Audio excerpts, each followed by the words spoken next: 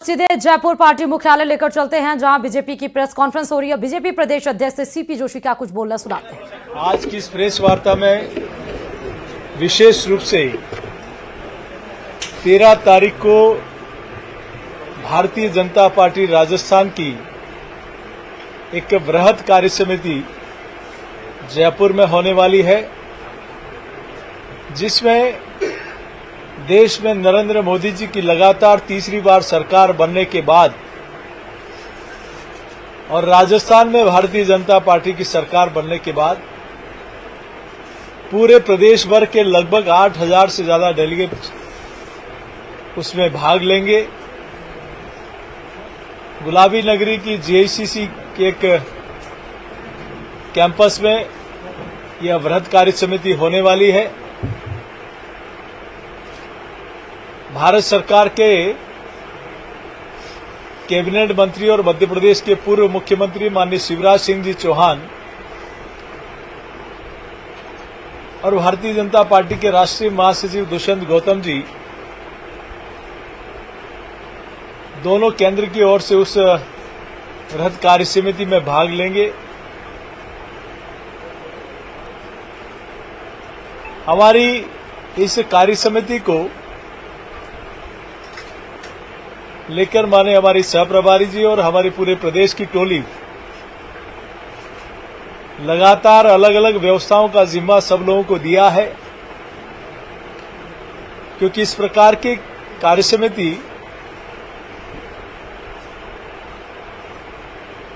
इतनी बड़ी संख्या में हमारे जनप्रतिनिधि और हमारे दायित्ववान कार्यकर्ता भाग लेने वाले हैं, तो उसकी ऐतिहासिक सफलता के लिए अलग अलग व्यवस्थाओं के लिए हमारी टोलियां लगी है।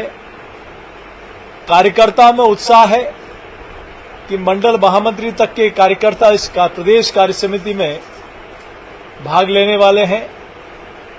इसमें हमारे जनप्रतिनिधि, नगर निकाय, पंचायत राज, कोऑपरेटिव सेक्टर, पार्टी के सांसद, विधायक, पूर्व सांसद, विधायक से लेकर मंडल स्तर तक के कार्यकर्ता भाग लेंगे।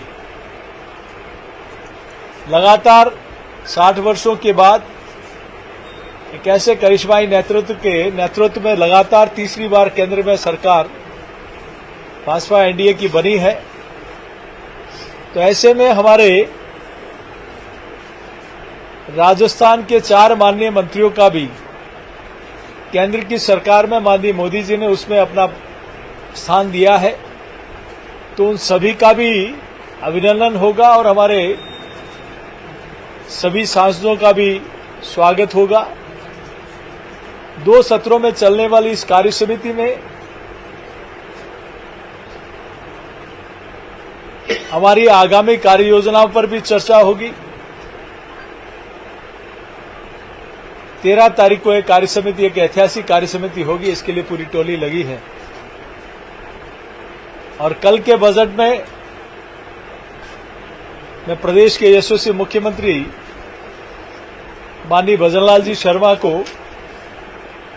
पूरे प्रदेश की जनता की ओर से उनका अभिनंदन करता हूं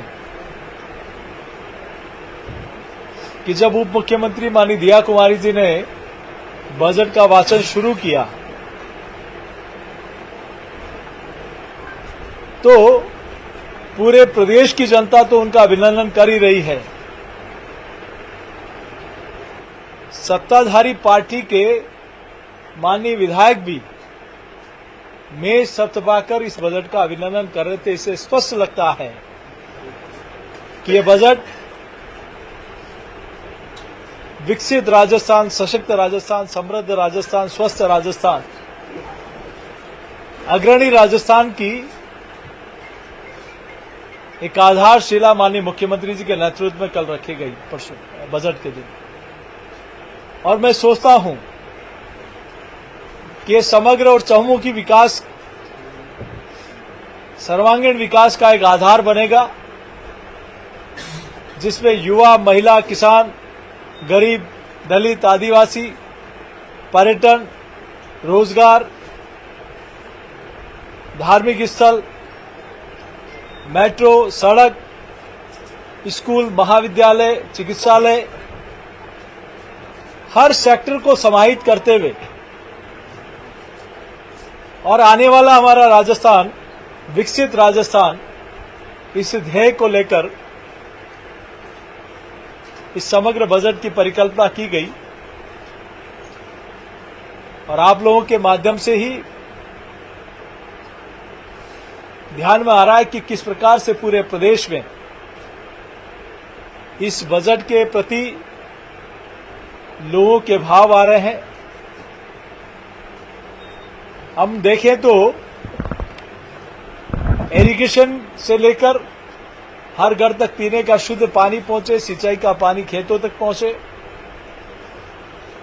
इसके लिए 25 लाख जल से कनेक्शन हो, इसके लिए 15,000 करोड़ रुपए का प्रावधान इस बजट में किया गया। और मैं सोचता हूं ये सबसे बड़ी समस्या है कि हर घर तक पीने का शुद्ध पानी पहुंचे।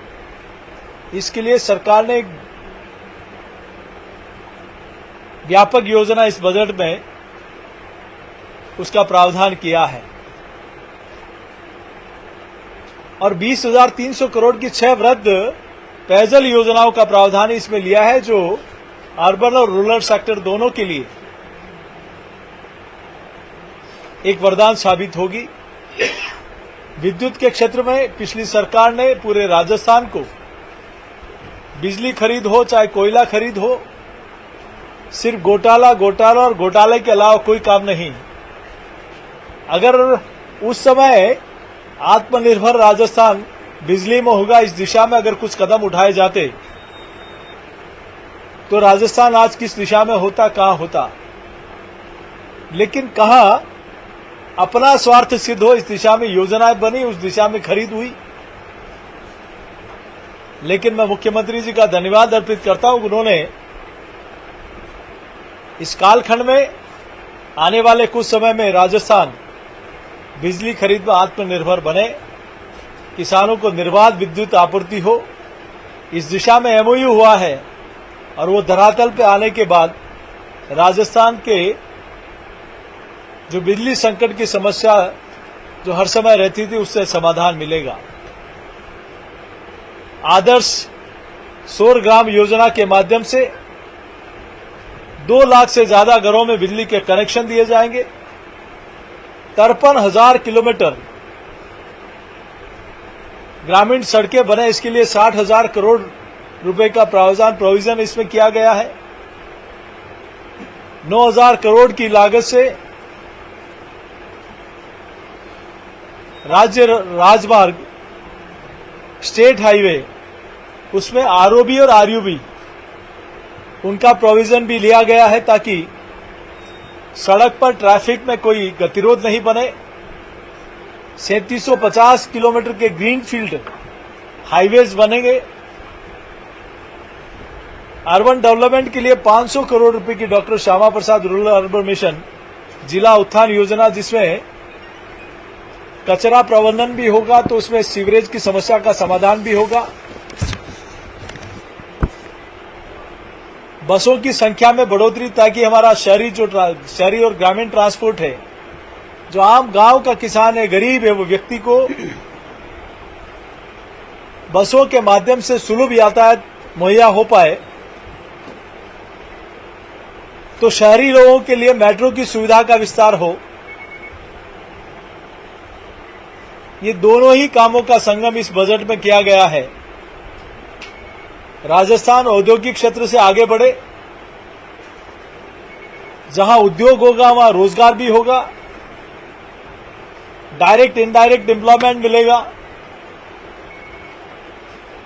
तो इस दिशा में इंडस्ट्री पॉलिसी, टेक्सटाइल पॉलिसी, निर्यात संवर्धन पॉलिसी, एमएसएमई सेक्टर के लिए अलग से पॉलिसी, 1 डिस्ट्रिक्ट 1 प्रोडक्ट, इसके लिए अलग से policy, petrol zone, defence manufacturing hub बनाने के लिए, जिस प्रकार से यूपी और तमिलनाडु में डिफेंस हब बनते जा रहे हैं मैन्युफैक्चरिंग के, वैसे ही माननीय मुख्यमंत्री जी ने इस दिशा में अपने बजट का प्रोविजन किया। और एमएसएमई सेक्टर ऐसा सेक्टर है जिसके माध्यम से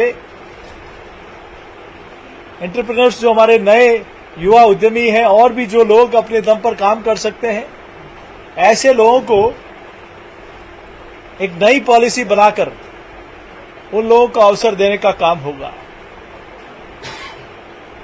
चूंकि टूरिज्म राजस्थान की बहुत बड़ी इंडस्ट्री है, यहाँ की जीडीपी में 5.6% का कंट्रीब्यूशन है, तो ऐसे में यहाँ पर्यटन कैसे बढ़े, इस दिशा में हमारे कई ऐतिहासिक मॉन्यूमेंट भी है जो वर्ल्ड हेरिटेज में शामिल है।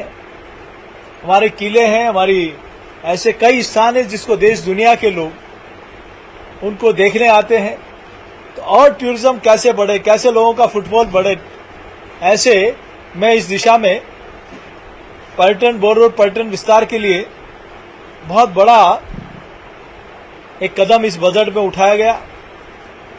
1 लाख सरकारी भर्ती इस वर्ष में और आने वाले समय में पूरे कालखंड में 4 लाख सरकारी भर्ती करने का निर्णय मैं सोचता हूं राजस्थान के युवाओं के लिए एक स्वर्णिम अवसर प्रदेश की सरकार ने देने का निर्णय किया है। स्टार्टअप्स को बढ़ाना, इस दिशा में कई प्रोविजन किए गए।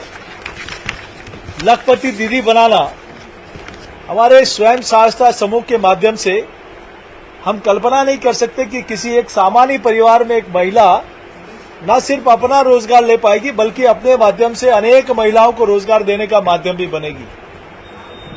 ऐसे में 15 लाख लखपति दीदी बनाना राजस्थान के इतिहास में उन मातृशक्ति को सशक्त करने का इससे बड़ा एग्जाम्पल नहीं हो सकता।